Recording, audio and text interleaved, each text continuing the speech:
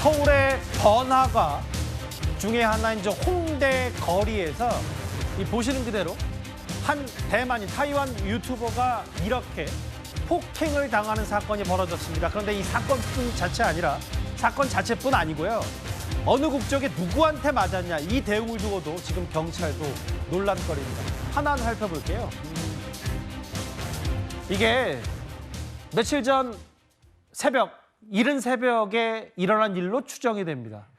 대만 유튜버의 얘기는 그 홍대 길거리에 있던 한 남성이 같이 하룻밤을 보내자고 제안을 했고 신체 접촉을 제지 과정에서 폭행을 당했다. 허 변호사님, 일단 이 여성의 얘기는 이 남성들에게 이상한 제안을 받고 말도 안 되는 제안을 받고 거절했는데 맞았다는 거네요. 그렇습니다. 지난 14일에서 15일 새벽 5시쯤 홍대 거리에서 20대 남성이 대만 여성 유튜버 일행 2명에게 접근을 해서 계속 친구에게 손을 대고, 그러니까 여성 일행 중 한 명에게 손을 대고 어깨 동무하고 머리를 쓰다듬으면서 신체 접촉을 했다는 겁니다. 이거는 강제추행에도 해당할 수 있는 여지가 있는 부분이거든요.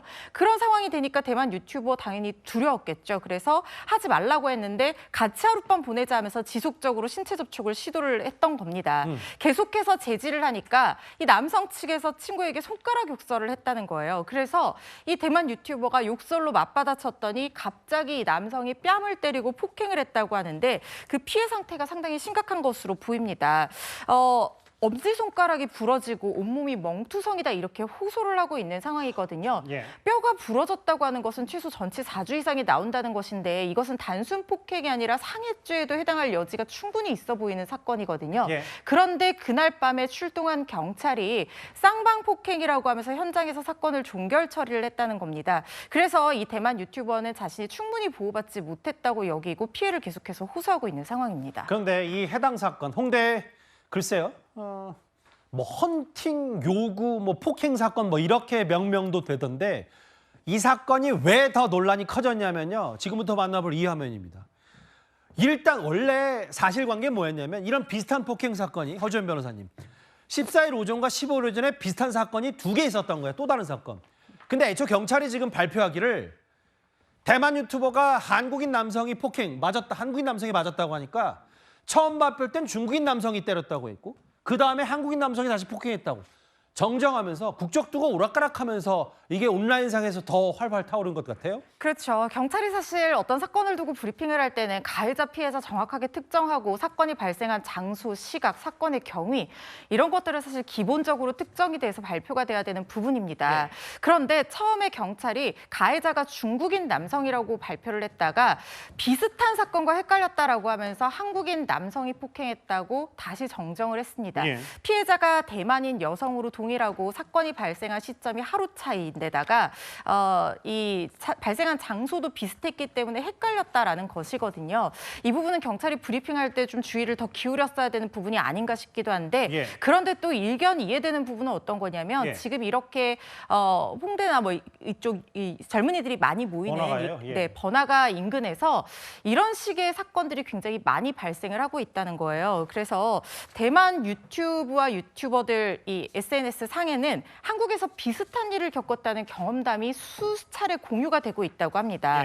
한국인 남성이 출근되는 영상과 함께 나는 레즈비언처럼 생겼다는 말을 들었는데도 이 남자가 같이 가자고 했다, 집에. 그리고 촬영을 시작을 했더니 계속해서 촬영하는 그 장면을 공개를 하면서 남성 얼굴을 기억을 해라. 이런 식으로 출근되는 사람들 너무 많다. 이렇게 지금 주장을 하는 글들이 올라오고 있는 상황이거든요. 유튜브나 뭐 온라인상에서 저런 뭐 쇼츠나 이렇게 해서 돌아다니는 것들이 꽤 물론 사실관계 좀 더 확인해봐야 되겠지만 그런 얘기들이 있긴 있었어요. 그렇죠. 그리고 뭐 주장하는 내용이기 때문에 가해자가 특히 이런 젊은이들이 많이 모이는 곳에 요즘에 굉장히 다양한 국적의 사람들이 많이 몰리다 보니까 외모만 봐서는 단순히 한국인이 가해자가 맞는지는 특정할 수 없습니다만 이런 주장들과 사건들이 많이 일어나고 있으면 굉장히 뚜렷해 보이는 그런 상황입니다. 그렇기 때문에 이 누리꾼들도 한국에 놀러를 온 관광으로 온 관광객들인데 만약에 한국인들이 저렇게 하는 게 맞다면 창피한 일이다라고 하면서 비판의 목소리를 내고 있습니다. 경찰도 이 발표 때 혼선을 준 건 맞고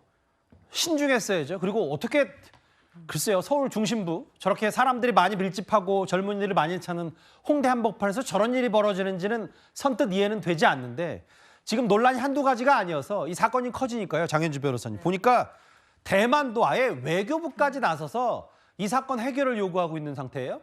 그렇습니다. 대만 외교부에서도요, 그 대만 유튜버에 대해서 필요한 지원 제공할 것이고, 그리고 현재 사건 경위를 파악 중이다라고 하고 있습니다. 예. 특히 한국 경찰이 법에 따라 처리해줄 것을 촉구한다라고 이야기를 하면서 이게 외교 문제 그리고 국제 문제로까지 번질 가능성이 생겨버린 거거든요. 예. 그렇기 때문에 수사기관에서 이 부분을 엄정하게 처리하겠다라는 생각도 드는데 예. 앞서 얘기한 것처럼 대만 유튜버가 지금 손가락 골절이라든지 멍이 들었다라고 한다면 상해죄 적용될 수 있고요. 그리고 애초에 폭행이 시작된 지점을 생각해 보면 대만 유튜버의 얘기에 따르면 친구에 대해서 뭐 어깨동무를 한다든지 신체 접촉이 있었다라고 하거든요. 이거는 그 혐의만 보고 따본다고 하더라도 강제추행죄도 적용될 수 있습니다. 그렇기 때문에 혐의가 엄중한 만큼 수사기관에서 관련된 부분을 신속하게 수사를 하고 처리해야 될 것으로 보입니다. 저 대만 유튜버 주장에 따르면 저 정도 멍이면 얼마나 크게 폭행을 당한 거예요?